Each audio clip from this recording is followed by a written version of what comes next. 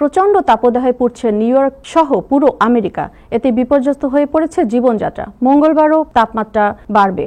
উদ্ভূত পরিস্থিতিতে ঠান্ডা ও আর্দ্র জায়গায় চলাফেরা করার পাশাপাশি বেশি পানীয় খাবার পরামর্শ জানিয়েছেন বিশেষজ্ঞরা। বিস্তারিত রিপোর্টে।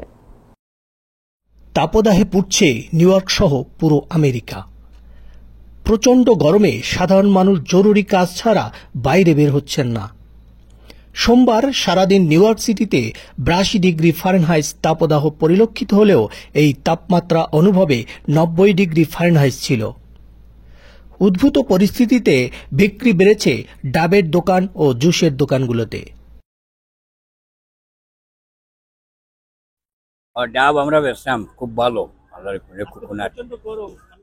আর তো প্রচন্ড গরম। আখের রস, সুগার ক্যান, কোকোনাট, মানে ডাব। হ্যাঁ, রোদের মধ্যে এগুলো সবাই খাইতেছে। আমি আসছি জামাইকা হিলসাইড থেকে, তো আজকে গরমের যন্ত্রণা আসছি হুজুরের কাছ থেকে ডাব এবং আজকে কিছু ঠান্ডা জাতীয় খাবার খাবো। খুবই গরম, গরমে শান্তির জন্য ডাব খাচ্ছি মামার দোকান থেকে। বিগত 12 বছরের মধ্যে মঙ্গলবার রেকর্ড দাবদাহে পূর্বে নিউ ইয়র্ক শহর, এমনটাই জানিয়েছে ন্যাশনাল ওয়েদার অফিস।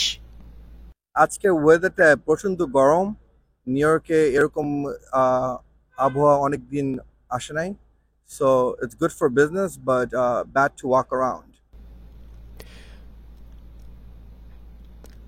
তাই এই মুহূর্তে গরম এড়াতে ঠান্ডা ও আর্দ্র জায়গায় চলাফেরা করা এবং বেশি পানীয় খাবার খাওয়ার পরামর্শ জানিয়েছেন বিশেষজ্ঞরা।